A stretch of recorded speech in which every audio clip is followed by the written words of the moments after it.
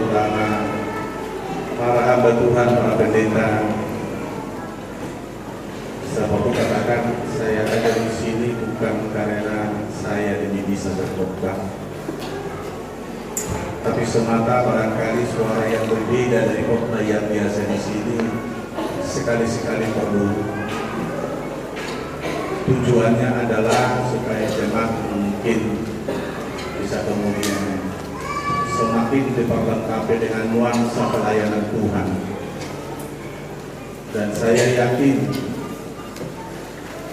para hamba Tuhan, para pendeta kami, sekali-sekali kita kepada mimbar, dan sekali-sekali saya boleh hadir di Batam ini, kebanyakan hanya bersaksi, sebab saya bukan seorang teologian yang mengerti firman Tuhan begitu dalam, tapi saya hanya seorang yang mempercayai firman Tuhan sepenuhnya. Dan saya mau belajar seperti Abraham, keyakinannya kepada firman Tuhan. Itulah yang penting, yang mungkin saya saksikan dalam bagian pelayanan malam ini. Dan barangkali kalau kita semua mempunyai tekad dan punya keyakinan seperti Abraham dalam percaya sungguh kepada Tuhan, sudah jelas Roh Allah, Roh Kudus bertahta, berdiam dalam kita semua. Puji Tuhan. Dan pada malam ini saya pikir ada satu keluarga baru yang merasakan hadirat Tuhan, oleh karena mereka tadi sedang dilayani oleh rekan hamba Tuhan dari tim Pendeta Sitanggang, Pendeta Simamasa, Pendeta Jesitorus, dan Pendeta Ayer Rumabera. Datang melawat ibu Tiang umur 59 tahun, karena menurut berita dari orang yang bekerja di rumah itu mungkin ataupun di perusahaan mereka, ibu ini sudah 6 tahun tidak bisa jalan. Tapi puji Tuhan malam ini sudah jalan oleh Tuhan kami layani. Tolong berdiri, Bu, Tiang, tolong jalan dulu. Jalan berapa? Jangan ragu, jalan aja. Jalan. Dalam nama Yesus. Langkahkan kaki, langkah. Dalam nama Yesus. Dalam nama Yesus. Angkat kaki, ke sini. Dalam nama Yesus. Tolong mulai angkat kaki. Dalam nama Yesus. Dalam nama Yesus. Mari. Dalam nama Yesus. Dalam nama Yesus. Jalan. Angkat ke sini. Angkat kaki. Dalam nama Yesus. Yesus Kristus Tuhan. Berjalan. Angkat mulai kaki. Kaki angkat. Percaya saja, jangan tiba. Angkat. Ya. Angkat dalam nama Yesus. Dalam nama Yesus. Dalam nama Yesus. Dalam nama Yesus.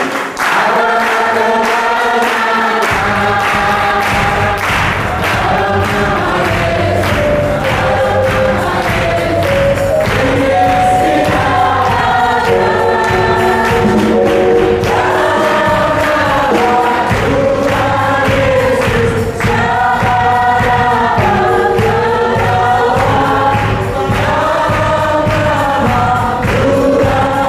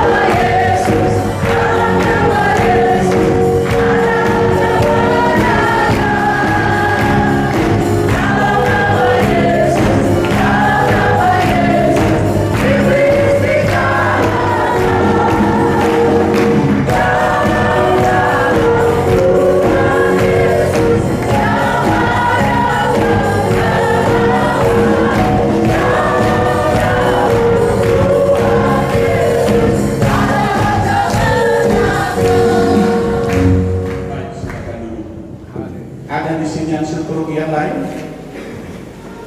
Ada yang seteruk yang lain? Ada. Tolong Ibu cerita, sudah berapa lama? Baru ada namanya? Oh, baru 4 tahun. Stroke, ya. Umur berapa tahun kamu? Hah? Penyakit dari orang tahu. Orang perlu tahu, berapa tahun nanti? Hai, ketemu pendeta itu berarti yang berapa doita? Hai, mau ke pendeta orang mana? Oke, terus dilayani. Dan nanti minyak doa ini kita doakan ya. Kita doakan. Ini karena kita sudah doakan, kita yakini Yesus dengan kekuatan urapannya, kuasanya ada di situ. Jadi tiap saat nanti kalian berdoa pakai akan ada pemulihan. Ini pendeta ini dulu waktu saya pemuda itu apa namanya, ulang tahun pemuda. Ibu Lima itu pernah ke gereja, saat Pak baru pulang, baru kecelakaan. Saya bilang, tinggalkan tempatmu pendeta, kenapa kau gak? Mulai hari ini jangan pakai. Dan saya lihat kemarin Pak, ini sudah hampir sempurna. Jadi saudara Tuhan Minang, kamu besok kamu menang, dan pokok diajari pendeta top yang ibu itu juga dia Pak, karena baru hari ini terima Yesus dia. Setelah dilayani tadi baru hari ini terima Yesus. Oleh sebab itu mari, sebab seperti saya katakan tadi malam, bukan hanya Yesus zaman dulu Yesus. Yesus yang kekal, dia berbuat mujizat.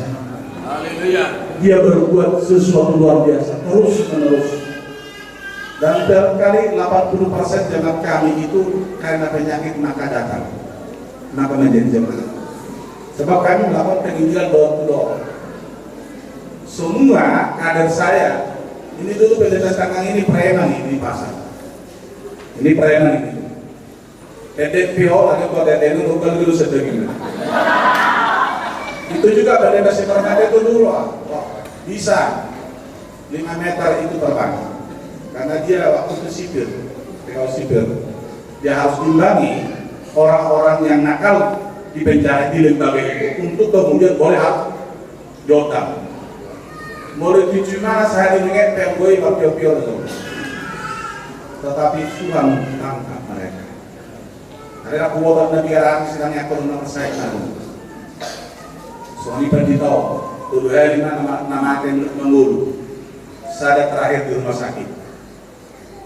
Satu dibawa ke rumah pendeta ini anak penyidik Samosir. Tetangganya yang bawa satu pejabat Pemda. Tetangganya dipikir dibawa ke rumah sakit, tapi penyidik bilang, bukan ke situ ke gereja Pak. Kok orang mati bawa ke gereja? Didoakan 2 jam di gereja, hidup lagi. Jadi saudara kader yang saya kaderkan, saya katakan tuntut itu firman Tuhan. Karena firman Tuhan iya dan amin. Maka bukan hanya Petrus yang dipersiapkan Tuhan, tetapi semua saudara pun dipersiapkan. Hanya mungkin tingkat kesetiaan, tingkat keyakinan itu saja yang berbeda. Saya dan saudara tidak berbeda. Siapapun kita tidak berbeda. Semua bisa, semua bisa. Tapi sekarang kepasrahanmu kepada Tuhan dan keberanianmu mengajarkan kebenaran, keberanianmu berdiri dalam firman Allah, itu yang menentukan Tuhan percaya mempergunakanmu sebagai saluran kuasanya. Pengkhotbah harus pertama sekali mengerjakan apa yang dia khotbah. Jadi pengkhotbah bukan hanya teori, bukan seperti dikatakan dalam Matius 23, Farisi itu hanya ngomong, tapi ujung jarinya pun tidak pernah ikut memegangnya. Dan di samping itu Tuhan tambahkan hikmat, bukan hanya urapan. Kalau di sidang saya tidak pernah pegang apapun, berapa ribu pun orang yang KKR tidak pernah pegang apa-apa lagi. Sebab apa? Koordinasi dengan semua dan jemaat saya kasih perintah, semua pasti terlaksana dengan baik. Sebab apa? Mereka tahu apa yang harus mereka perbuat untuk Tuhan. Tidak ada yang keberatan. Karena mereka yang mau setia semakin diberkati dalam segala hal, secara rohani maupun badani. Oleh sebab itu, saudaraku dalam Tuhan malam ini, saya minta mari kita yaitu fokus kepada firman. Kita akan baca firman Tuhan dari Bilangan pasal 23. Bilangan pasal 23.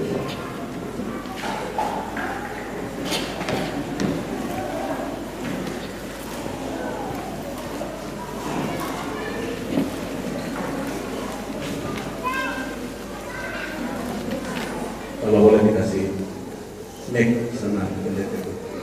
Tolong bacakan ayat 19 saja. Allah bukanlah manusia sehingga ia berdusta, bukan anak manusia sehingga ia menyesal. Masakan ia berfirman dan tidak melakukannya, atau berbicara dan tidak menepatinya? Ya, manusia boleh berjanji 1000 kata, tetapi belum tentu dia laksanakan apa yang dia katakan.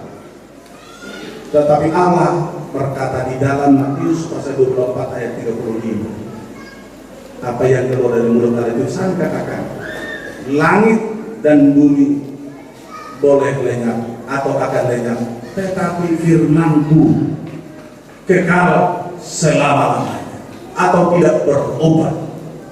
Firman-Ku tidak berubah. Apa yang keluar dari mulut Yesus, semua itu akan kemudian digenapi, semua itu kemudian akan terlaksana. Tetapi siapakah yang berpegang teguh kepada firman Tuhan? Maka karena saya percaya kepada firman Tuhan, sejak semula, sesudah saya mulai belajar menginjil, saya tidak pikirkan masa depan saya. Karena saya sudah menjadi milik Dia, ngapain saya pikirkan masa depan saya? Masa depan saya sudah lebih baik di tangan Dia. Masa depan saya sudah lebih cerah di dalam Dia. Di samping dalam dunia ini saya hidup dengan sukacita, sejahtera, pasti kemudian ke surga untuk tinggal bersama Yesus. Saya tidak pernah pikirkan uang, saya tidak pernah pikirkan kekayaan, saya tidak pernah pikirkan yang lain-lain kehormatan. Makanya kalau tadi malam ada orang berkata begini dan begitu, ya tidak apa-apa. Semua orang boleh berbicara menilai saya. Itu pendapat mereka, hak mereka. Tetapi yang penting, satu saat saya akan kemudian ajar mereka mengerti firman Tuhan, sehingga mereka mencabut penilaian negatif. Mereka kemudian berkata, wah saya rupanya salah mengerti, saya hanya ikut-ikutan karena dengan musik, karena dengar dari cerita-cerita miring. Sebab kenapa saya kalau terlibat dengan itu? Bukankah hidup kita di tangan Tuhan dan penentuan masa depan kita di tangan Tuhan? Oleh sebab itu saudaraku, karena Tuhan sudah berkata, saudaraku, kamu telah dibeli dan harganya telah lunas dibayar. Sebab itu muliakanlah Allah dengan tubuhmu. Saya memahami memuliakan Allah dengan tubuh, tentu sekali tubuh yang kita perlengkapi dengan pakaian yang baik, bukan pakaian yang bagus yang saya maksud, pakaian yang baik. Makanya jemaat saya tidak ada pakai celana panjang di gereja. Jemaat saya tidak ada roknya di atas lutut, harus di bawah lutut. Dan saya mengajak, saya suruh duduk yang perempuan dengan perempuan, yang laki dengan laki. Karena ada kemungkinan kalau kita biarkan bebas, ada kemungkinan terjadi pengaruh kuasa kegelapan lewat mata seseorang, apalagi laki-laki yang gede. Bisa saya maaf, seperti pernah saya pegang waktu di Palembang di gereja Pendeta Siwi. Waktu itu tahun 89. Saya di sana sedang menginjil. Karena penginjilan di Palembang sudah jauh hari kami lakukan. Saya sedang mengingat waktu itu sedang di gedung Pertiwi. Lalu saudaraku, apa yang terjadi? Wah, kok roknya seperti rok zaman ini? Maaf cakap, pahanya semuanya kelihatan. Kemudian ketiak kelihatan. Nah, ada seorang magasi menjuntak polisi laut, polisi air katakan saya. Tuhan, maaf ini sudah ada peringatan itu. sudah ada perboden ini. Dan semua orang Batak di sini jadi ya, maaf, memang sudah terbiasa. Karena mayoritas yang lain suku orang Tapanuli. Lalu saudaraku dia bilang, kadang-kadang saya Pak, sudah duduk. Sebentar lagi sampai saya wanita cantik yang parfumnya mungkin dibeli dari buatan Paris. Menyengat sekali, sudah putih. Bahannya, kemudian ketiaknya kelihatan semuanya sampai semua bagian tubuh yang lain. Terus terang saya tidak kepada khotbah lagi. Saya tidak konsentrasi lagi. Saya sudah jelek pikiran. Saya datang itu ke gereja menambah dosa. Kuno kelihatan Pentakosta di Bandar Lampung. Tetapi saya pernah melihat konsernya pendeta yang dari Kanada itu, siapa itu namanya? Den Hin. Ada saya kira paling tidak itu 50 orang konsernya kaum ibu itu, tapi long dress semua. Sudah satu dari negara 7 negara yang termaju di dunia, tapi masih pakai long dress di gereja. Sebab apa saudara? Datanglah saudara seorang perempuan umpama dengan pakai celana jeans menghadap gubernur, apakah kau dilayani? Dilayani kain kau dengan pakai pakaian seperti itu, apalagi celana pendek. Seorang perempuan, jangankan perempuan, pernah waktu Yusuf Kala, waktu dulu masih wakil presiden pada zamannya SBY, yaitu 2004 sampai 2009, datang kelompok artis atau pemain band pakai legis, ditolak oleh satpol apa namanya, PKM. Itulah, Anda tidak layak menghadap wakil presiden, pakaianmu tidak layak. Muliakanlah Tuhan dengan tubuhmu, termasuk pakaian kita harus layak, harus berkenan, tidak asal-asalan. Sebab kalau kita mau menyembah Allah dalam roh dan kebenaran, juga posisi kita cara berpakaian jangan menimbulkan dosa dari orang lain.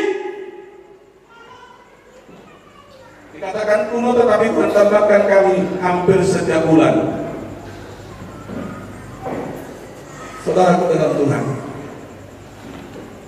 kembali kepada firman ini, dikatakan di sini oleh firman Tuhan, Allah bukanlah manusia sehingga ia berdusta, bukan anak manusia sehingga ia menyesal. Masakah dia berfirman dan tidak melakukannya, atau berbicara dan tidak menepatinya? Inilah yang dikatakan oleh Bileam yang sempat tertipu berangkat hendak mengutuki gerombolan ataupun rombongan Israel yang sedang berjalan menuju tanah Kanaan, sementara kerajaan Moab ke belakang bahwa bangsa itu harus melewati negerinya. Lalu Balak sebagai raja Moab, yaitu kemudian membawa sejumlah upeti lewat petugas-petugas di ataupun pegawai-pegawainya. Dikatakan ini hadiah untuk, tetapi catatan engkau harus berbicara menutupi bangsa Israel. Katanya dia di sini nabi, tapi kok bodoh. Oleh karena uang terbelalak matanya kepada hadiah, lalu harus tanya Tuhan. Memang dia hati-hati kelihatan, tetapi kenapa dia tanya lagi? Bukankah Tuhan yang memberangkatkan bangsa itu dari Mesir? Kenapa harus lagi kita tanya untuk mengutuki yang telah direncanakan Tuhan dalam perjalanannya? Ada banyak orang berkata begini, saudara, saya percayai bahwa baptisan saya yang saya terima karena masa kecil itu gak ada kurangnya. Sebab tidak mungkin dong para sarjana teologi itu tidak mengerti firman Tuhan. Tidak mungkin dong mereka itu tidak tahu firman Tuhan. Saudara dalam Tuhan, apa yang terjadi? Kok firman Tuhan tidak kau percayai, sementara ajaran manusia kau percayai? Firman Tuhan tidak kau percayai,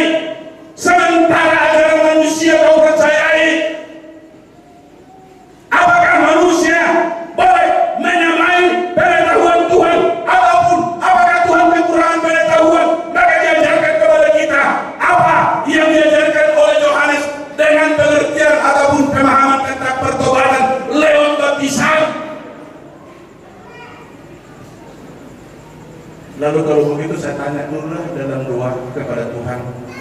Siapa tahu memang ya seperti kalian ngomong, ada banyak orang mendoakan firman Tuhan, berkata, betulkah ini Tuhan? Haruskah saya lakukan seperti ini Tuhan? Inilah kebodohan zaman ini.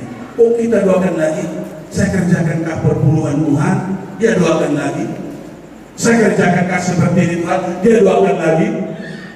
Oh, itu akhirnya sama halnya orang dingin, orang beban.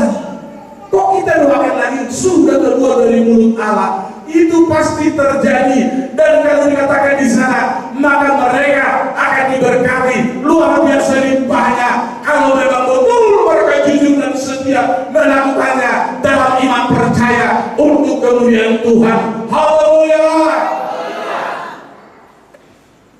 Saudaraku, di sini firman Tuhan berbicara bahwa Allah bukanlah manusia sehingga ia berdusta, bukan anak manusia sehingga dia menyesal. Masakan dia berfirman dan tidak melakukannya, atau berbicara dan tidak menepatinya. Mulutnya yang kemudian diputar oleh Tuhan, itu pun setelah Tuhan menasihati dia melalui seekor keledai. Sebab waktu beliau naik ke tempat yang dituju olehnya harus melewati jalan yang sempit. Kemudian di depan di perjalanan itu ada malaikat Tuhan sedang mengurus pedang. Dilihat oleh keledai. Dilihat oleh keledai. Lalu keledai itu kemudian mencoba menjauh ataupun menyingkir. Jangan dia terawas sebab di sana sudah ada malaikat. Dia usahakan jalan menyingkir supaya kemudian jangan dia terbunuh. Tapi saat dia berpikir itu mencari jalan yang baik menurut dia, kena kaki daripada pilihan ini ke tembok. Dia marah. Tapi dalam hal ini dia masih bisa lolos. Tapi dia sudah marah. Untuk kedua kalinya terjadi di tempat yang paling sempit, malaikat Tuhan sedang menuju jalan, tapi tidak ada jalan lain. Sehingga keledai ini kemudian harus tunduk menyiar, lalu dicambuk sejadi-jadinya oleh dia. Sampai dia kemudian menjerit, mengapa engkau berbuat seperti itu kepadaku, Tuhanku? Dengan cara ini perlu saudara simak. Kadang-kadang kita harus mendengarkan nasihat dari orang yang tidak kita pikirkan sanggup memberi nasihat. Jangan kita anggap kita terlalu super, jangan kita anggap kita terlalu hebat, lalu kita kemudian meniadakan masukan, meniadakan nasihat. Dan Raja Salomo berkata, di dalam banyaknya penasehatlah kokohnya kerajaan. Puji Tuhan. Kalau saudaraku jemaat Tuhan beri masukan apa yang perlu, tetapi bila masukanmu tidak diterima, jangan kau sakit hati. Namanya masukan, namanya itu sesuatu nasihat, tetapi itu pun kalau menurut kamu baik, tetapi di dalam hal ini belum tentu menurut jemaat itu baik, sudah cocok dengan apa yang diharapkan Tuhan dan juga diharapkan oleh pendeta-pendeta gembala sidang. Tetapi jangan abaikan, buat pertimbangan. Olah dulu, betul kan?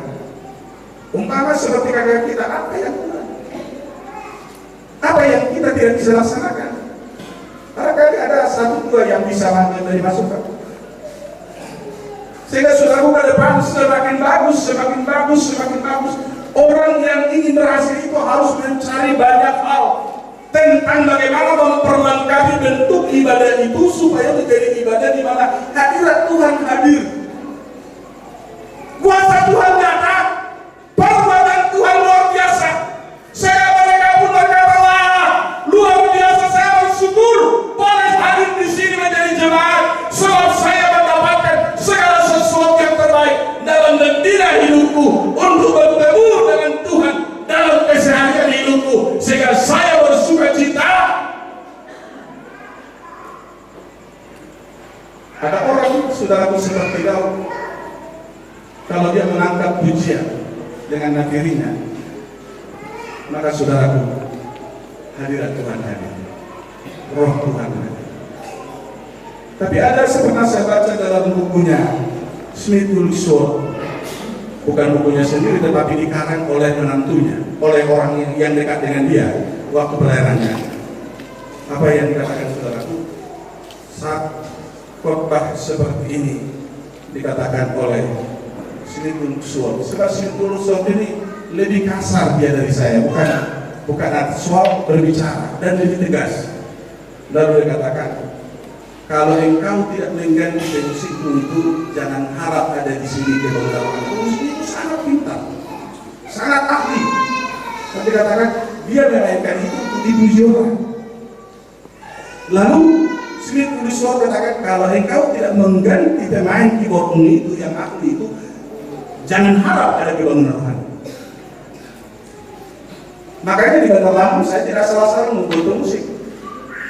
Kalau dalam tabernakel dikatakan, yaitu alat-alat musik juga tidak asal-asalan, harus dipergunakan dari awal ditakdiskan, dikuduskan sampai terakhir, jangan bergerak dari situ. Dan kemudian Lewi yang akan mempergunakan, yang punya karunia untuk itu mempergunakan, bukan asal-asalan. Ada kadang-kadang kayak orang dicomok yang pintar main, padahal dia orang nakal di luar. Hadirat Tuhan tidak akan mungkin hadir. Jangan ada sepele. Sebab ini ibadah untuk Tuhan. Harus orang-orang yang telah dikuduskan melayani Tuhan. Itulah yang boleh terlibat. Sehingga tidak terhalang berkat itu, tidak terhalang kasih itu, tidak terhalang kuasa itu. Oleh sebab itu saudaraku, suatu saat saya dengar, ada remaja. Kemudian dia punya keahlian. Daripada saya pikir, wah, gimana tadi datang masukan. Jangan dulu Pak, di sekolahan dia bermusik sekuler. Apa maksudmu? Di sekolahan nyanyi dunia dia, musik dunia dia. Lalu saya kata, dapat soal bagi saya sakit hati. Sebab yang penting Tuhan hadir di bait sucinya. Puji Tuhan. Di sini kita harus betul-betul dewasa cara bertindak dengan pelayanan, dengan pelayanan. Sebab kita lah yang dipercayakan memberi, yaitu pengajaran dan penyampaian. Kalau boleh kita belajar seperti yaitu Rasul Paulus, dia di situ menyatakan kepada Timotius, dia sebagai seorang guru, sebagai seorang penginjil, dan sebagai seorang yang disebut di sana rasul, nabi, dan bukan seorang guru, seorang gembala, seorang guru. Tolong dulu cari ayatnya. 3 di situ disebut.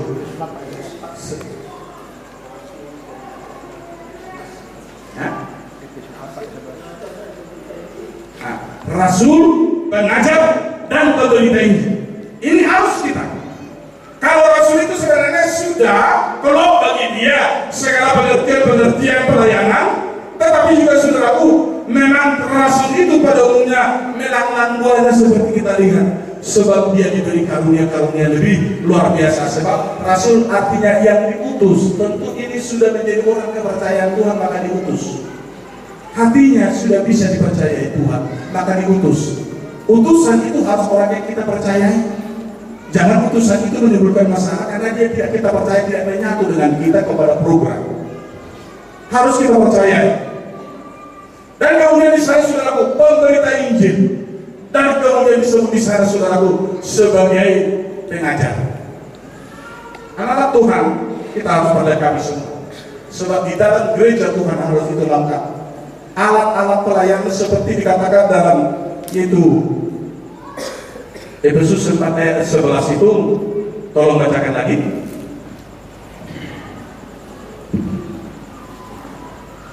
Dan ialah yang memberikan baik rasul-rasul maupun nabi-nabi, baik pemberita-pemberita Injil maupun gembala-gembala dan pengajar-pengajar, untuk memperlengkapi orang-orang kudus bagi pekerjaan pelayanan, bagi pembangunan tubuh Kristus, sampai kita semua telah mencapai kesatuan iman dan pengetahuan yang benar tentang anak Allah, kedewasaan penuh dan tingkat pertumbuhan yang sesuai dengan kepenuhan Kristus. Haleluya. Haleluya. Kami di sana ada 34 pelayan Tuhan dalam satu gereja. Tapi terkadang 2 bulan belum tentu bertugas satu orang kalau di gereja. Tapi ada ibadah sektor. Ada kami 13 sektor. Setiap sektor itu sudah ada pimpinan sektornya. Di sana mereka bertugas. Apalagi untuk bertugas hari Minggu. Saya sangat selektif. Saya sangat selektif karena di situ kadang-kadang orang hadir lebih daripada ibadah malam. Saya harus selektif. Saya harus suruh yang biasa saya uji. Mereka ini biasanya mantap berkorban. Ini mereka ini biasanya mantap dalam berdoa. Ini biasanya mantap dalam bimbing puji-pujian. Kita harus cari sesuai dengan talentanya. Kemudian di samping itu tentu mereka harus bersih. Kalau dia bermasalah dengan hidupnya kepada Tuhan, tentu sekali tidak mungkin dia menjadi saluran. Sebab semua yang akan terlibat dalam pekerjaan Tuhan itu harus menjadi saluran, menjadi alat. Tetapi supaya menjadi saluran, jangan ada perintahan bagi dia dengan Tuhan. Jangan ada perintahan bagi dia dengan Tuhan, yaitu dosa. Yesaya 59 katakan ayat 1 dan 2. Jangan ada perintahan bagi dia. Sebab kita jemaat kudus dan harus setiap hari mengusahakan hidup kudus itu. Makanya berkatalah benar satu dengan yang lain. Setiap kata yang keluar dari mulut kita harus bertanggung jawab, dan jangan ada kita bermulut dusta. Makanya saudaraku, lebih baik kita berbicara kalau tidak benar daripada kita ikut-ikutan langsung berbicara dengan suara seenaknya, komentar seenaknya. Saudaraku dalam Tuhan, kelima jabatan tadi saudaraku, tentu sekali ada yang kena karunia khusus untuk menginjil contoh. Itu tentu harus kita topang, kita dorong. Ini bukan gembala, tetapi dia harus makan. Harus makan. Jangan kita sebut penginjil dalam pernah datang kepada saya. Dan waktu itu saya pikir, wah ini sudah rohani. Tetapi saudaraku, waktu datang ke rumah saya tanya dia, saudaraku, apa tujuan? Lalu kebetulan waktu itu pendeta Sitangan sudah hadir, dan saya katakan di jemaat hari Minggu nanti kita khotbah dilayani pendeta biasa Sitangan dari Jambi. Saya umumkan pada hari Minggu karena sudah ada waktu itu kontak. Dia datang pada hari Sabtu, saya katakan, tetapi besok Bapak tidak ikutan di bagian raya dan bisa khotbah sebab ada sini khotbah tunggal. Pendeta biasa Sitangan besok akan datang. Secepatnya dia ambil tas pulang. Orang saya nggak kenal, ngaku-ngaku penginjil, mau saya kasih mimbar, nanti pun entah pun Rabu sudah pun tidak persoalan bagi saya, entah pun dikatakan sudah banyak makan asam garam di dalam pelayanan, saya tidak persoalan. Tetapi saudara kok saya pikir kalau memang dia ikut hari Minggu itu ibadah, barangkali paling tidak tiket pesawat PP Jakarta itu pasti sudah saya siapkan. Tetapi ini kok malah pulang. Saya katakan kepada pendeta itu waktu itu dulu, coba kejar, nggak kejar lagi. Maksud saya kalau begitu saya kasih tadi tidak sekedar pokoknya. Saudaraku, ada banyak orang terlalu hebat perasaannya kalau dia datang dia harus mengkopai, sementara saya tidak tahu apakah ada jemaatnya. Ini kenapa tidak sadar akan hidupnya dengan Tuhan ataupun dengan orang lain? Oleh sebab itu saudaraku, saudara percaya, maka kita kemudian kembali kepada firman dengan sepenuh hati kita. Kita telitilah firman Tuhan, kita selidiklah firman Tuhan, di mana di sini dikatakan, kalau Tuhan sudah mengutus seseorang, berarti dia sepanjang betul berserah kepada Tuhan. Oh, jangan coba-coba mengutuki, jangan coba-coba merintangi, sebab apa yang telah difirmankan Tuhan dalam Roma 9 ayat 28, tolong baca.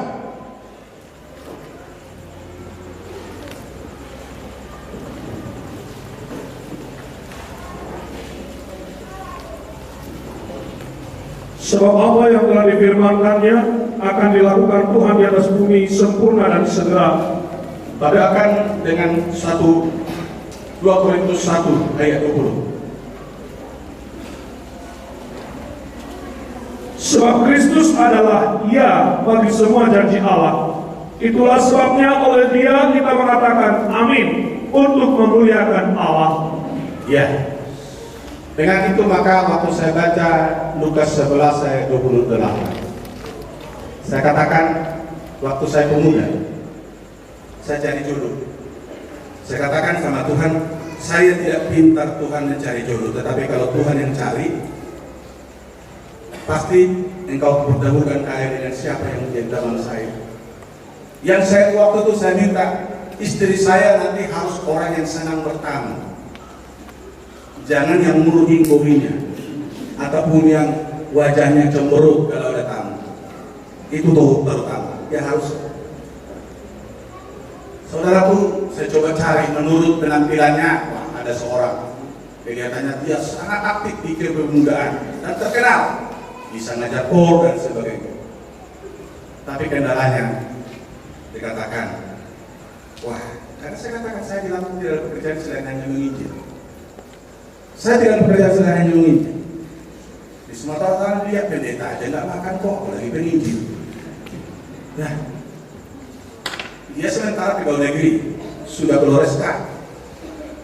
Wah, sudah hebat itu, sarjana muda lagi waktu itu. D3 waktu tahun 70-an sudah mantap itu, sudah hebat itu.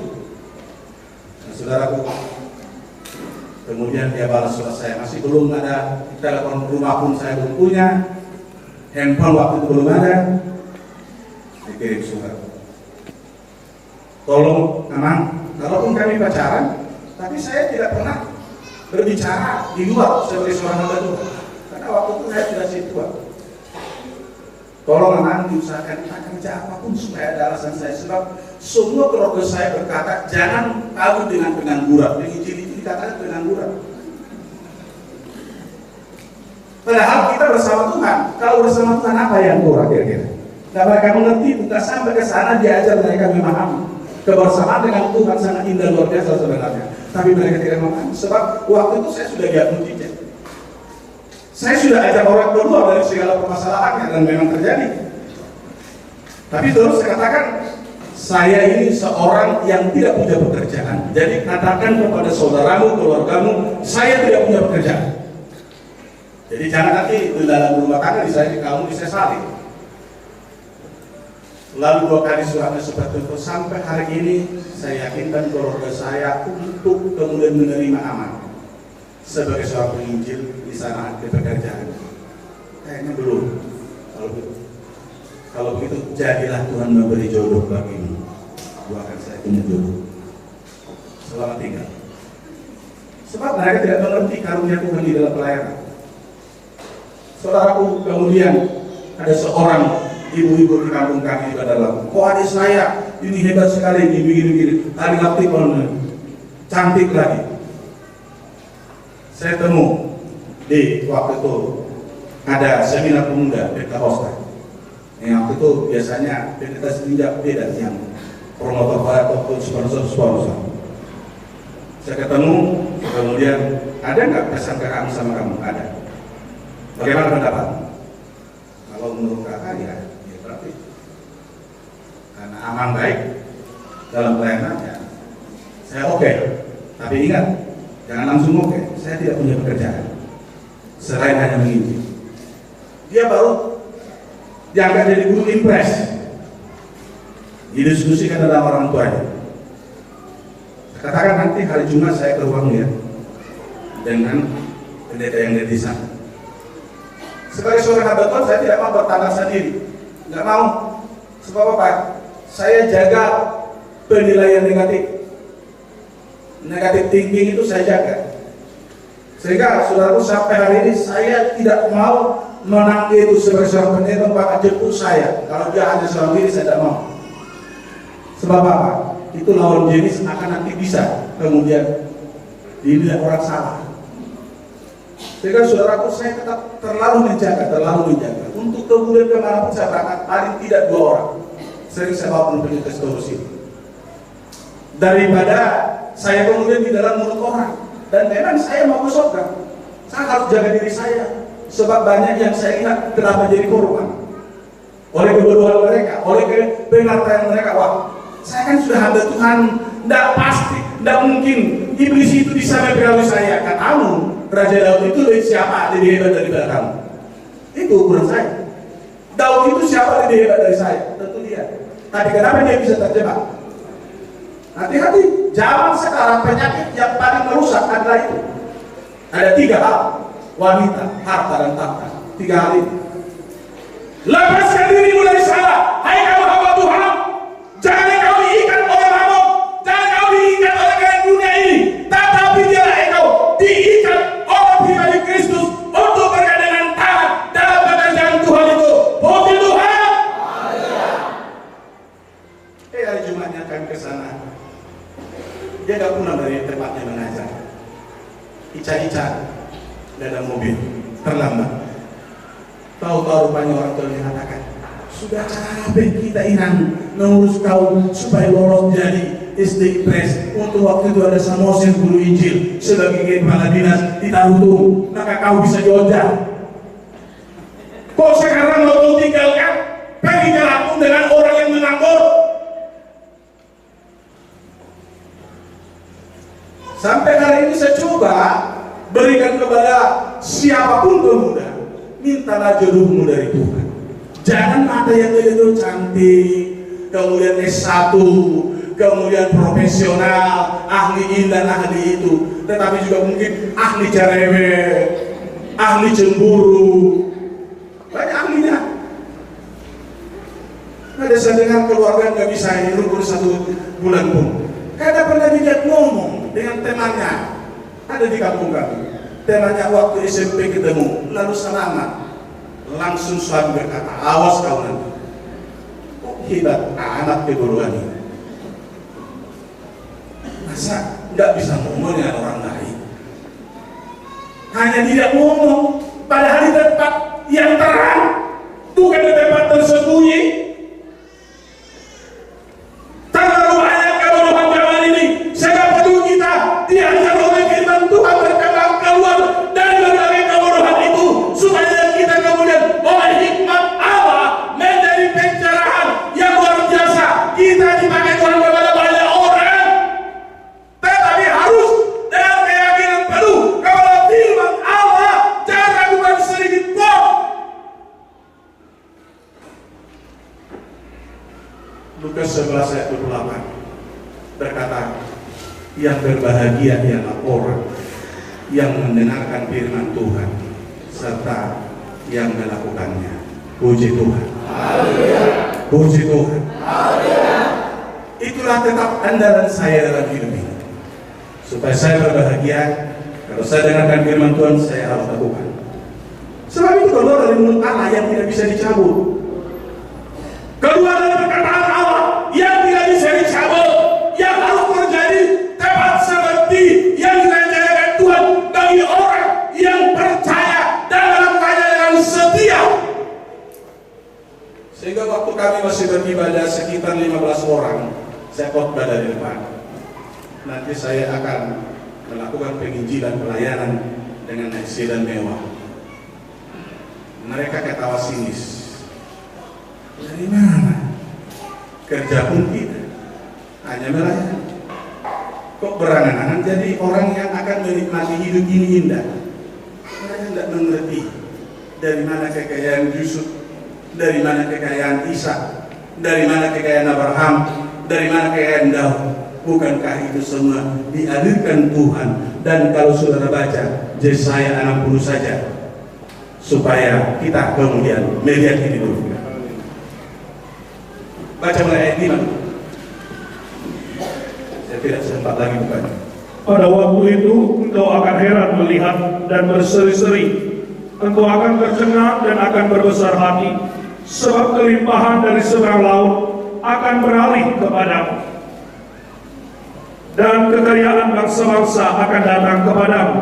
Teruskan. Sejumlah besar unta akan menutupi daerahmu, unta-unta muda dari Midian dan Eva. Mereka semua akan datang dari Seba, akan membawa emas dan kemenyan, serta memberikan perbuatan masyhur Tuhan. Ya, cukup hanya segitu dulu. Sebenarnya pasal 60 dan 61 itu sangat luar biasa. tapi kita sering mengabaikan firman untuk kita renungkan dan untuk kita kerjakan. Disebut di sini, saudaraku. Oleh itu, kalau kita baca seterusnya ini, berarti kekayaan kita tidak terbatas. Tidak terbatas. Makanya nanti mungkin tahun depan saya pamit kepada jemaat, saya akan beli perlengkapan paling tidak Fortuner, supaya orang tahu bahwa melayani Tuhan itu harus bahwa memang di depan. Bukan tidak mungkin selama ini saya bisa beli Fortuner, tapi ya saya rem dulu sampai jemaat tahu, sampai jemaat sadar bahwa saya tujuannya bukan untuk kaya, tapi saya perlu fasilitas untuk boleh enak berjalan sehingga saya tidak terlalu capek melayani. Itu saja motif saya. Dan kemudian menandakan kepada dunia bahwa melayani Tuhan adalah satu pekerjaan yang paling mulia, yang menjanjikan kepastian luar biasa. Bukan harus menjadi pemborong, bukan harus menjadi koruptor, bukan harus menjadi pejabat, tetapi di dalam melayani Tuhan kita pasti diberkati luar biasa, sebab itulah perkataan firman Tuhan. Haleluya. Saudara-saudara, perlu kita bangun hidup kita yakin sepenuh kepada firman Tuhan. Betul-betul komitmen berkata, saya akan lakukan firman-Mu ya Tuhan. Tolong, Yeremia 17 ayat 5. Beginilah firman Tuhan. Terkutuklah orang yang mengandalkan manusia, yang mengandalkan kekuatannya sendiri. Pasal 15 yang saya maksud, ayat 16. Apabila aku bertemu dengan perkataan-perkataanmu, maka aku menikmatinya. Firman-Mu itu menjadi kegirangan bagiku dan menjadi kesukaan hatiku, sebab nama-Mu telah diserukan atasku, ya Tuhan Allah semesta alam. Kalau saya di tempat tidur sedang berangan-angan, saya sedang menghafal firman Tuhan. Lalu saya katakan, wah ini belum saya lakukan dengan benar. Saya ulangi hafal. Saya pakai jadi cermin bagi hati saya. Lama-kelamaan saya tertidur. Lalu terbawa mimpi lagi untuk pekerjaan Tuhan. Sebab hati saya selalu saya isi dengan firman Tuhan. Hati saya selalu saya isi, dan saya tutup perguncingan-perguncingan negatif dalam perjalanan saya. Saya tidak perlu pikirkan itu. Yesus sendiri tidak pernah memikirkan perguncingan tentang hidupnya. Sebab dia tahu, dia datang di dunia ini pasti ditolak oleh bangsanya sendiri. Dia datang di dunia ini pasti dibenci oleh semua orang yang tidak mungkin dibentuk imannya percaya kepada dia sebagai Mesias Allah. Itu sudah logika pelayanan, logika daripada hidup orang percaya. Pasti serangan berbagai arah datang. Pasti penolakan-penolakan dan penilaian negatif pun bermunculan dari mana. Tapi yakin saudaraku, bukan kau menghadapi persoalan itu, tetapi Tuhan akan menghadapinya. Lihat tadi bilangan 23 ayat 19. Israel tidak tahu bahwa Bileam telah diupah untuk menutupi bangsa Israel itu oleh Raja Balak. Tidak tahu mereka, tetapi oleh pengembalaan Tuhan yang menjanjikan bahwa Tuhan tidak pernah akan membiarkan mereka di perjalanan, tetapi Tuhan terus akan menuntun mereka sampai ke tanah Kanaan, dan kemudian sampai mereka menggunakan seluruh bangsa yang ada di Kanaan supaya resmi negeri itu menjadi milik mereka. Tanpa mereka sadar, Tuhan marah kepada dia. Padahal Israel tidak tahu apa yang dikerjakan Tuhan. Sering kita saudaraku dalam mimpi. Nah, perhatikan kita sedang diserang musuh, tetapi mendadak ada Tuhan datang. Itu namanya hebatnya pemeliharaan Tuhan buat orang yang percaya kepadanya. Puji Tuhan. Oleh sebab itulah saudaraku, sebagai orang percaya, apa yang dikatakan oleh Nabi Yeremia ini, di sini dikatakan, apabila aku bertemu dengan perkataan-perkataanmu, maka aku menikmatinya. Firman-Mu itu menjadi kekiraan bagiku dan menjadi kesukaan hatiku, sebab nama-Mu telah diserukan atasku, ya Tuhan Allah semesta alam. Pernyataan Tuhan itu seperti apa? Kita sudah sering berbicara tentang tugas yang sesungguhnya ditugaskan Tuhan kepada kita dalam Matius 28 ayat 19 sampai 20. Ulangi baca.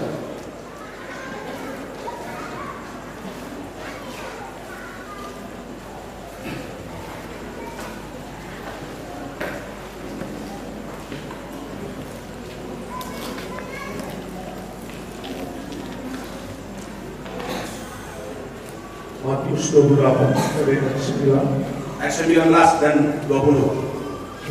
Karena itu pergilah dan jadikanlah semua bangsa muridku, dan baptislah mereka dalam nama Bapa dan Anak dan Roh Kudus, dan ajarlah mereka melakukan segala sesuatu yang telah kuperintahkan kepadamu.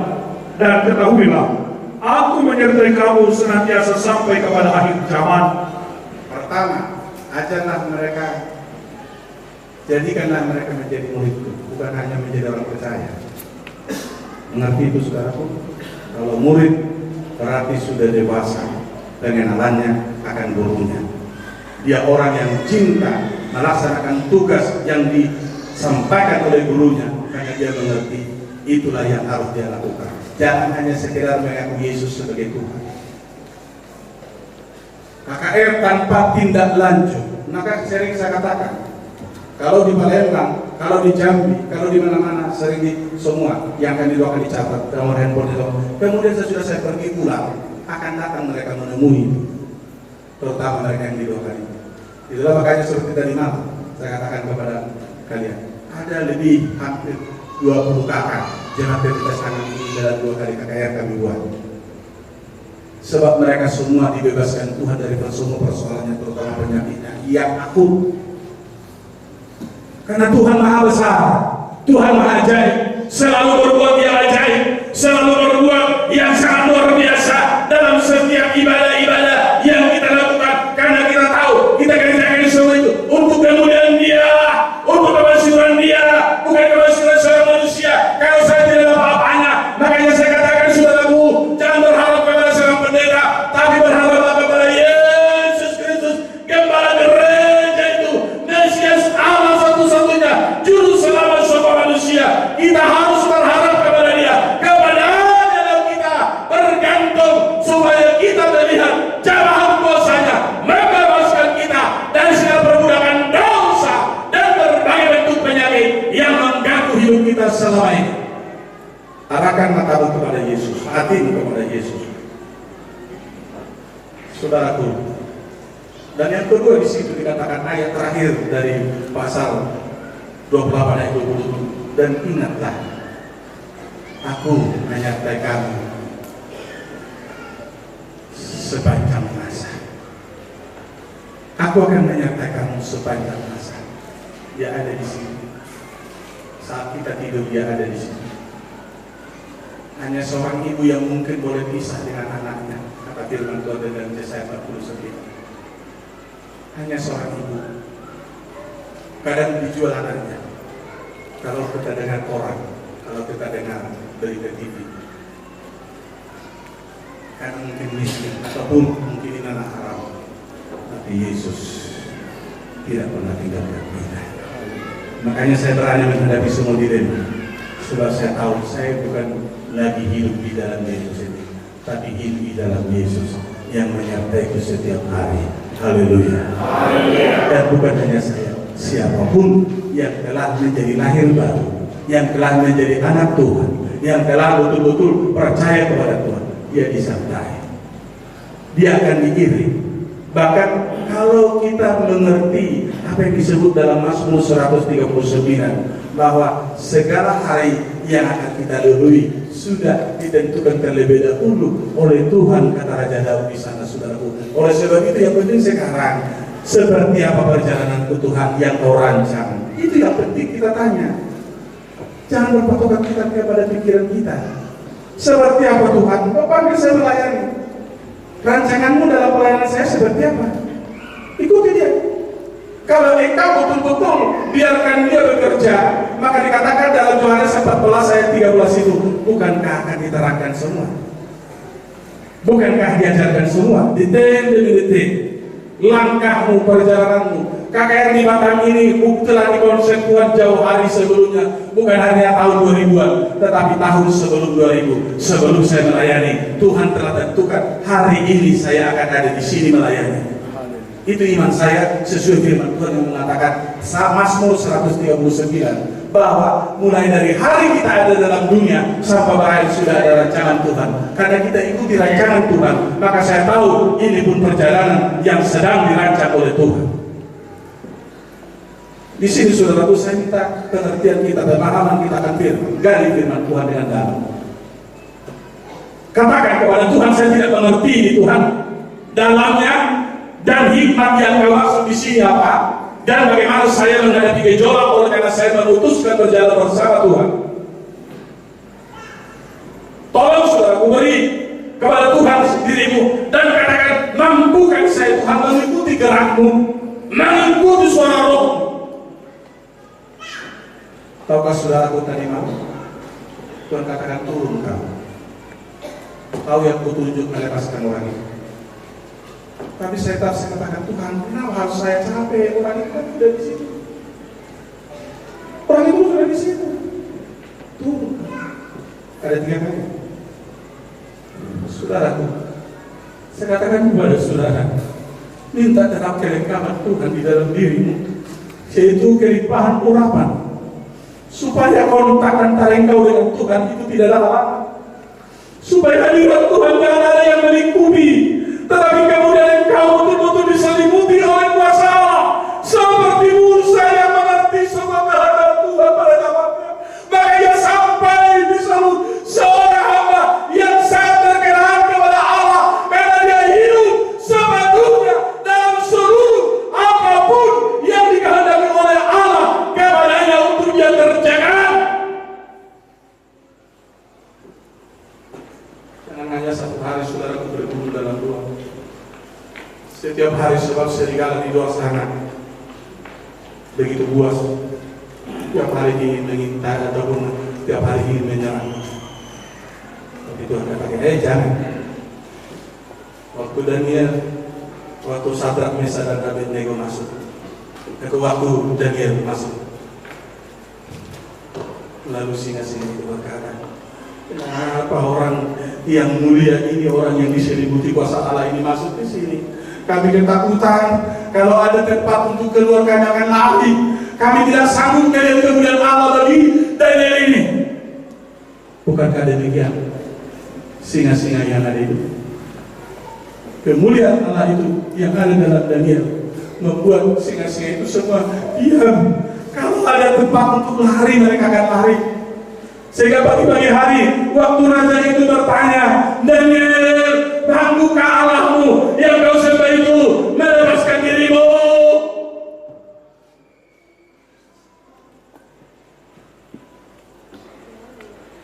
Tiga kali sehari Daniel dalam kesibukannya sebagai orang nomor 2 di kerajaan itu harus beribadah.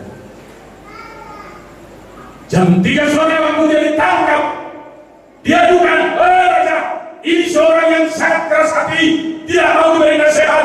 Kalau sudah diancam akan dimasukkan ke dalam lubang sungai itu singa-singa yang buas. Tetapi ternyata ia masih ingkar, tidak mau seperti yang telah dimeteraikan oleh raja.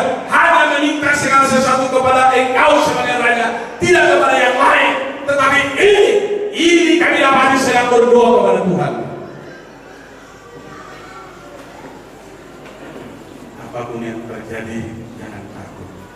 Tuhan beserta kita. Haleluya. Tidak ada rasa takut bagi orang percaya. Saya berkata, saya tidak pernah takut kepada manusia.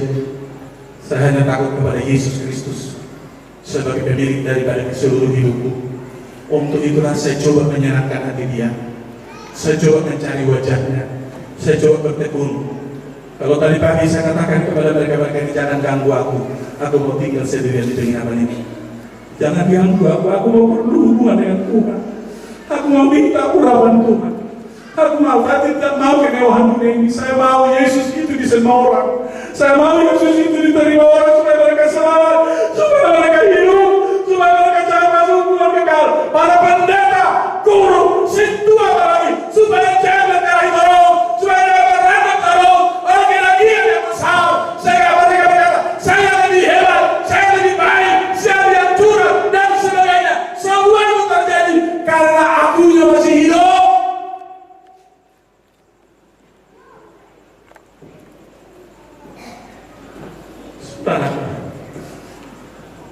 Saya mau kita semua umat Tuhan yang telah ditebus oleh darah Yesus itu betul-betul tahu memuliakan Tuhan. untuk tahu memberikan hidupmu kepada Tuhan, karena waktu sudah singkat. Daniel 9 ayat 27 tadi malam saya berdiri katakan kepada saya, segera akan tiba apa yang dikatakan oleh Tuhan tentang keadaan situasi yang pahit pada zaman manusia ini, karena antikristus segera zaman ini akan berakhir sebentar lagi.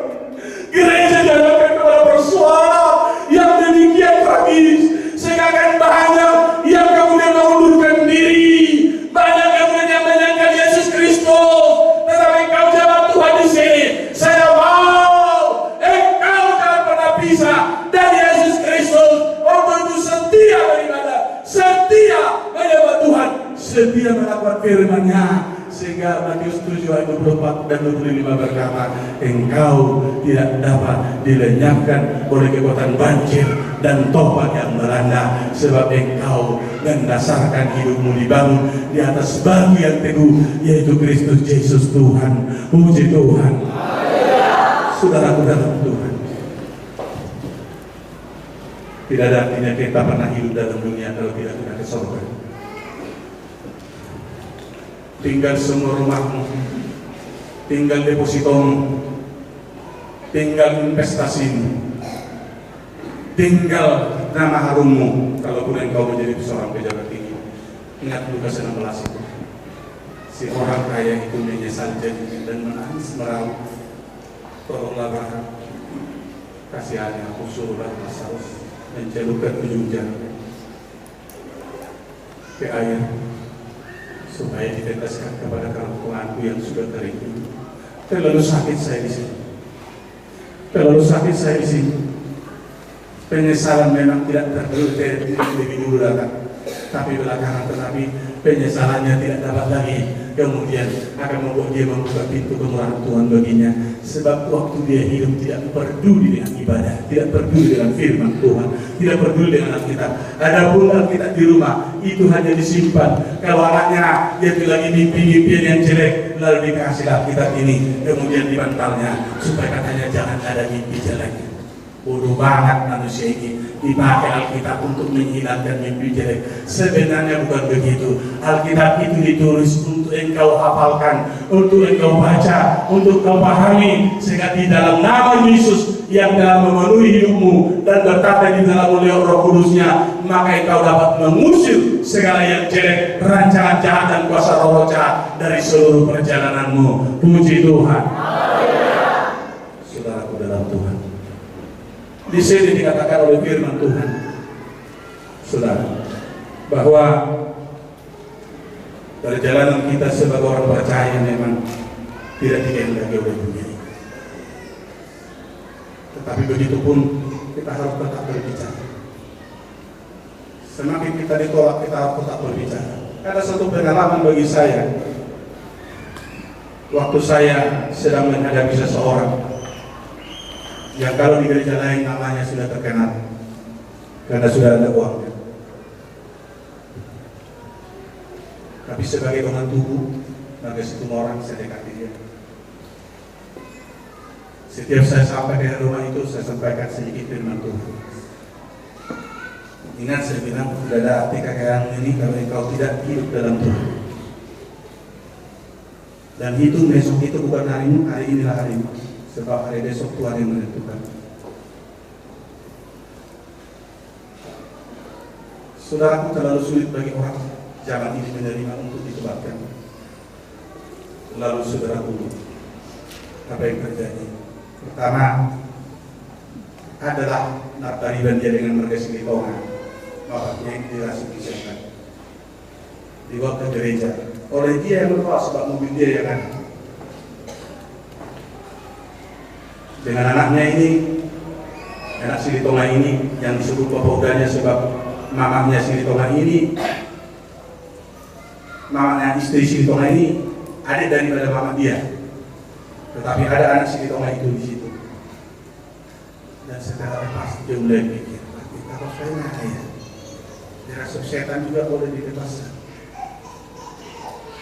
Suatu saat masuklah dia masuk dalam keadaan sakit, tidak bisa tidur, pening terus dari pagi sampai sore, pening sampai sore.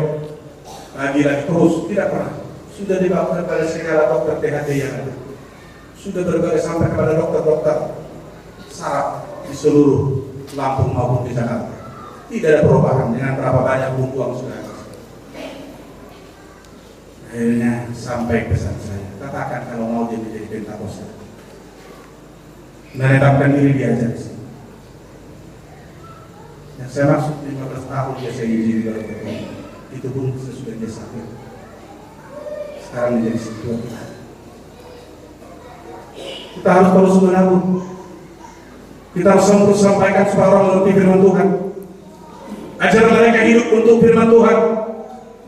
Dan jangan engkau katakan saya pendeta besar, bukan tugas saya lagi itu. Oh saudaraku dalam Tuhan, kita melihat Yesus datang ke perempuan Samaria yang datang kepadanya waktu bangunnya menyebabkan di kota.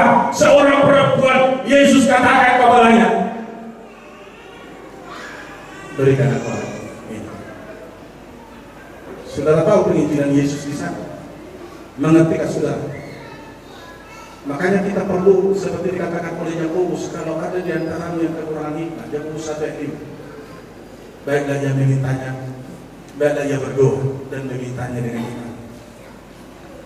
Kalau ada yang kekurangan hikmat, cara menginjil ini saudaraku tidak sulit sebenarnya asal kita mau belajar.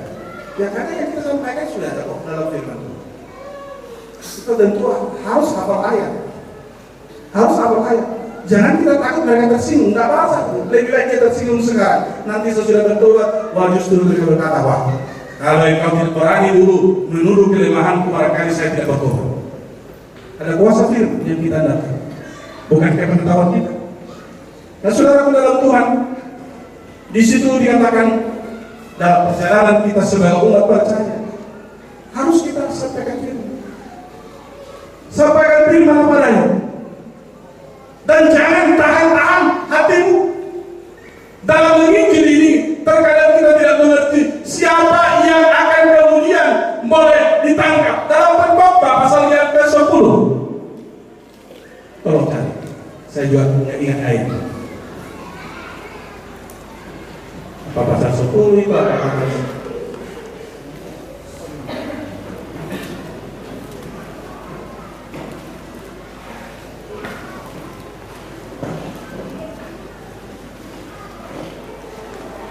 Pasal 11 ayat 6 baca.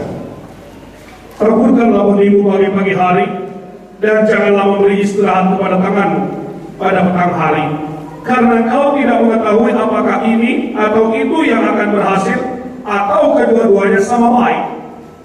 Saudaraku dalam Tuhan, sering kita tidak tahu yang bertobat itu siapa. Tapi dikatakan pasti ada yang tumbuh seperti dikatakan dalam Mazmur 126 ayat 5 dan 6. Pasti mau berkas-berkasnya dengan sukacita, kalaupun awalnya menangis menabur. Persoalannya menangis menabur berarti banyak tantangannya, banyak persoalannya dalam hal kamu ini asal datang firman Tuhan terus, asal datang firman Tuhan terus. Hanya kita boleh hidup dengan makan firman Tuhan. Ya kalau saya katakan justru itulah membuat hidup. Pasti yang kau hidup oleh firman Tuhan. Kerjakan seperti dikatakan firman Tuhan, maka doamu dengan Tuhan. Sebab kalau orang benar berdoa sangat besar khasiatnya. Kalau orang benar meminta sesuatu kepada Tuhan, pasti Tuhan dengarkan dan Tuhan akan jawab. Tidak ada doa orang benar itu yang tertolak, apapun yang diminta. Oleh sebab itu saudara, tabungkan dari pagi hari, mengatakan sejak engkau mengerti firman Tuhan, engkau kerjakan pelayanan sampai ke firman Tuhan, sampai ke firman Tuhan. Karena itu hartamu bagi-bagi mereka, bagi-bagi mereka. Itu hartamu. Kalau bukan hartamu firman Tuhan, memang engkau tidak sayang memberikannya. Karena banyak orang berkata, aku mau selamat ke surga, tapi firman Tuhan tidak ada baginya. Sehingga dia banyak mula-mula ataupun kembali-kembali. Kalau kemarin Matius 20 ayat 41. Kemarin besoknya lagi minggu depannya lagi. Wah, Filipi 4 ayat 4. Kemudian ada kampung kami seperti ini. 3 khotbahnya setiap tahun. Tahun depannya juga itu. Karena ada beberapa orang situ agak ganti-ganti. Khotbahnya kalau sudah ini balik lagi. Kenapa? Karena dia tidak mengerti dia disebut hamba Tuhan sebagai situ. Padahal kalau engkau mau menerima tugas sebagai situ, kau harus bertanggung jawab dengan penerimaanmu sebagai hamba Tuhan untuk mengajar orang lain percaya akan Tuhan Yesus dengan sepenuh hati. Harus terbebas, kalau enggak kembalikan mandatnya. Kembalikan predikat Tuhan kalau kau tidak berjuang untuk menaburkan kebenaran firman kepada orang lain. Kasih kepada orang yang punya karunia. Daripada tenteng-tenteng seperti disuruh kadang-kadang si tua pemimpin. Si tua pemimpin. Saya jarang pakai atribut saya. Karena saya masih sangat muda menjadi pendeta. Saya sangat muda menjadi pendeta. Sebab itu saya tidak mau pakai. Supaya saya bisa masuk ke area. Sering saya berdoa, kira-kira beruntungkan Bapak kalau terus nggak sakitkah, nggak mau kan tak minta orang. Tapi dikit lain orangnya ada sih kami di sana kalau KPR itu juga gurunya Pak Sibaran ini dulu di hotelnya. Kalau dia ngomong, supaya jalan kita berbicara firman Tuhan, buang rokok. Asal kita udah rokok, buang rokok. Siapa itu? Pernah dia atasannya orang apa itu? Orang NTT ya, Kanwilnya. Dia waktu itu sudah termasuk lumayan jabatan. Dia masuk orangnya. Pak, kalau kita buat di sini, mulai dari kita contoh jangan merokok, jangan kita kotorin kantor ini dengan asap rokok, supaya jangan sakit-sakitan orang-orang di sini. Ini terlalu berat. Sama-sama membuat rokok. Itu yang pertama khotbahnya ini. Berbagai metode yang saya maksud. Berbagai.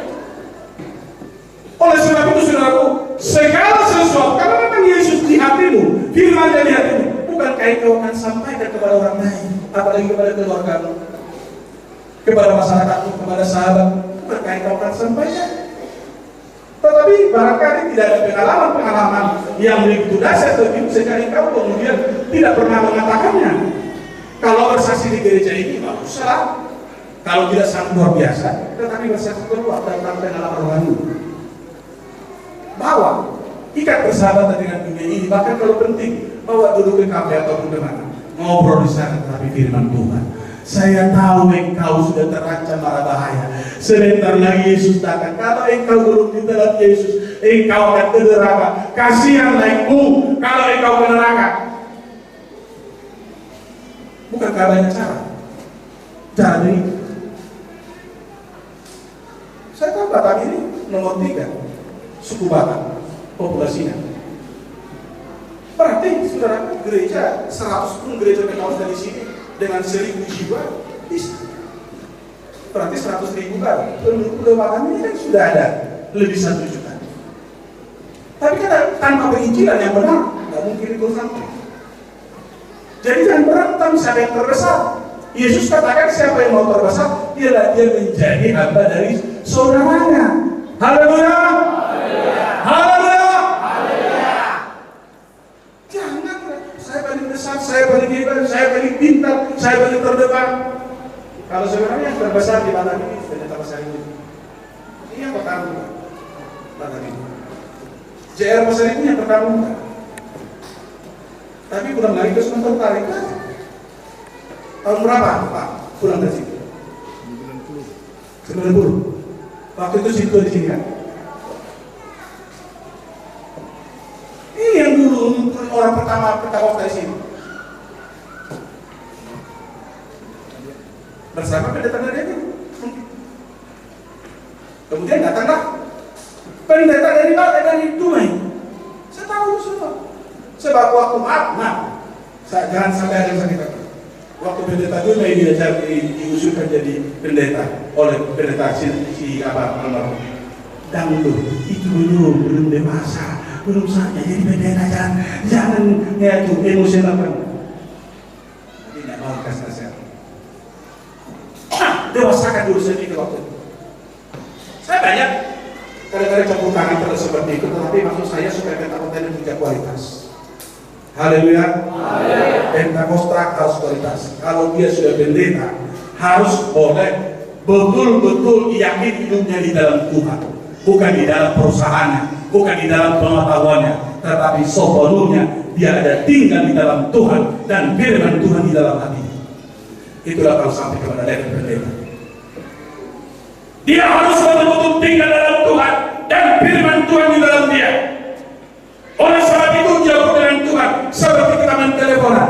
Oh, Lay, kenapa? Oh, begini firman. Itulah karena ada persahabatan. Kalau engkau bersahabat dengan Tuhan, seperti itu indahnya berdoa. Seperti itu luar biasanya jawaban Tuhan. Tidak begitu sulit, tidak jauh Tuhan itu. Tapi dia ada di dalam hati yang remuk.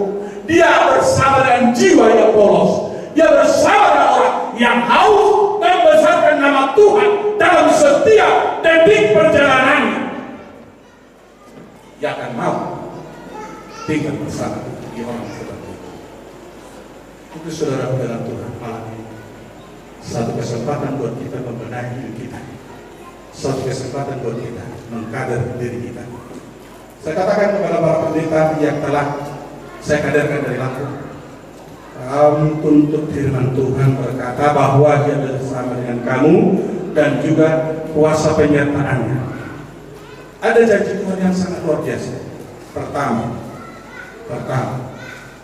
Markus 16 dan ayat 17-18 itu janji kepada seluruh orang percaya, bukan kepada orang yang punya karunia menyembuhkan. Janji kepada seluruh orang percaya. Maka jadi saya suruh doakan mereka.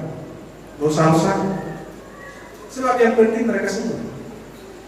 Dosa saya, kenapa? Bukan cari nama lagi dalam melayani ini, bukan cari hormat dalam melayani ini, tetapi mencari supaya kemudian banyak orang memuji menyembah Tuhan Yesus. Lalu saudaraku, janji yang lain. Matius 10 ayat 8. Tolong bacakan saudara Richard.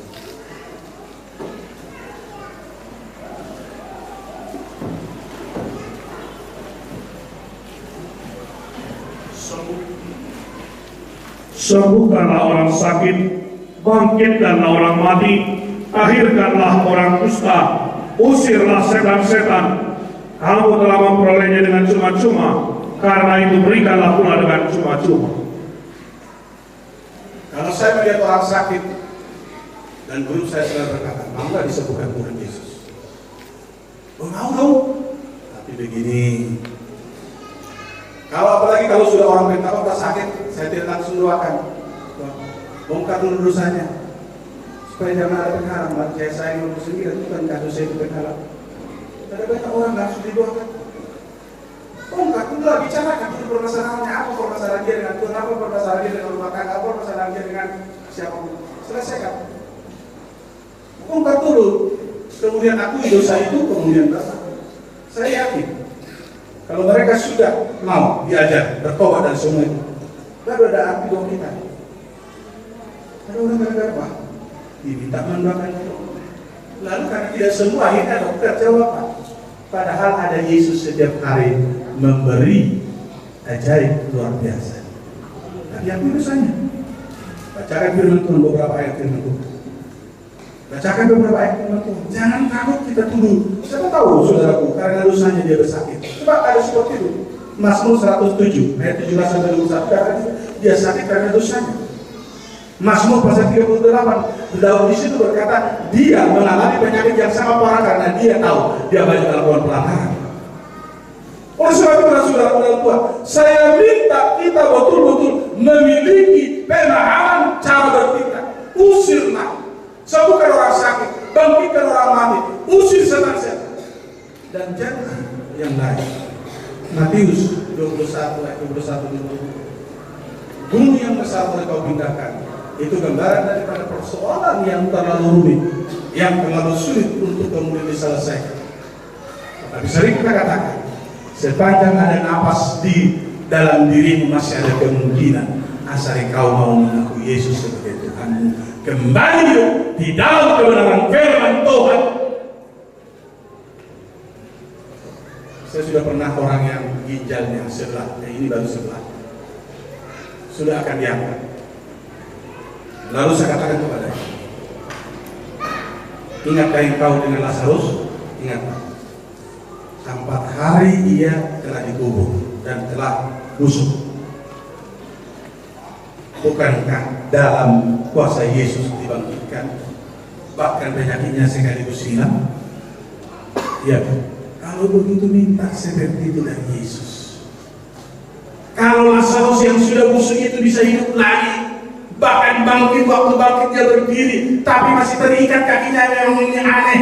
Dia berdiri padahal kakinya masih terikat, kata firman Tuhan. Tetapi ingatlah, ini semua, saudaraku, ini pertanda Yesus dapat melakukan segala-galanya. Sekarang minta untuk dibuat seperti itu. Hari Selasa saya bicara, orang Kamis dia operasi ginjal. Diangkat, katanya ini akan merusak ginjal yang satu lagi kalau ini tidak diangkat. Lalu saudara, apa terjadi? Apa yang terjadi sesudah itu? Maka di sana kemudian dikatakan, saudara, hari Sabtu saya ditelepon, Pak, terima kasih Pak, saya mau pulang. Loh, bukankah kau baru Kamis dioperasi diangkat ginjalmu satu, kok sekarang bisa pulang? Memang secepat itu dia bilang, tidak Pak, saya tidak jadi dioperasi, ginjal saya sudah sempurna lagi. Haleluya. Saudara, banyak hal yang saya lihat, banyak hal yang saya lihat, dan saya katakan itu untuk semua kita. Itu untuk semua kita bisa mengerjakannya. Anak kasih yang gula tak kosong dulu, apalagi kursi ini udah. Kau nak ngurak guloka, todok dipakai Tuhan. Iya, saya minta mari, fokus, terus fokus. Kepada percaya, segala firman pasti terjadi, janji Tuhan pasti digenapi. Karena bertindak dengan berani, bertindak seperti Daud. Bukankah sebelum Daud memerangi saat Goliat, dia katakan, engkau hari ini akan kuserahkan tubuhmu kepada burung-burung Yuda. Dia kecil, Goliat sangat besar dan ditakuti oleh mulai dari jenderal sampai Raja Saul, takut. Tetapi Daud yang penuh harapan berkata, tidak mungkin Tuhan tinggalkan saya. Tuhan pasti berperang. Oh, saya hanya saran. Dia lemparkan tali-talinya. Batu yang dia masukkan dalam tali-tali menancap di dahi, dan hanya dahi ini yang terbuka yang bisa diserang. Ini karena satu ketegasan iman dan keberanian ini. Haleluya. Haleluya. Saudaraku, kita semua boleh untuk itu. Kita semua boleh untuk itu. Oleh di hati kita sekarang iman yang sampai dulu berkata, terima kasih Tuhan, saya akan hidup dalam firman-Mu, saya akan jaga firman-Mu, saya akan berseru, saya akan beribadah sesuai firman-Mu, saya akan melakukan semua apapun yang Kau ajarkan dalam firman-Mu, saya akan lakukan. Kalau engkau lakukan, saya yakin engkau akan lihat luar biasanya penyertaan Tuhan. Dan saya harapkan semua teman-teman sekerja saya ini, saya katakan, kamu harus bisa mengusir setan. Kamu harus bisa menyembuhkan segala macam penyakit. Sebab solusi zaman ini terlalu sulit dinikmati oleh dunia ini. Banyak, kalaupun banyak profesor yang sudah andal, terkenal, luar biasa pengetahuannya tentang mengatasi ataupun menyembuhkan penyakit. Tapi banyak yang tetap tidak pernah sembuh. Oleh sebab itu, Tuhan Yesus perlu kita hadirkan di sana. Oleh kita pelayan-pelayannya. Sebab lewat kita Yesus mau berkarya. Oleh sebab itu, mari kita semua dengan sepenuh hati berjuang lagi, membangun hidup kita, membuat hidup kita lebih lagi dipergunakan untuk menyenangkan hati Tuhan, bagi Tuhan kemuliaan. Semua kita berdiri, ku yakin saat Kau berfirman, semua kita berdiri, kita akan pujian ini dan percaya firman Tuhan. Bacalah Alkitab, renungkan firman Tuhan, kerjakanlah apapun yang dikatakan oleh Tuhan kepadamu, sehingga dengan demikian kita pun melihat kenyataannya luar biasa, melihat mujizatnya luar biasa, untuk membuat kita bangga dan kemudian membuat kita sampai kepada tujuan akhir. Ku yakin saat Kau berfirman.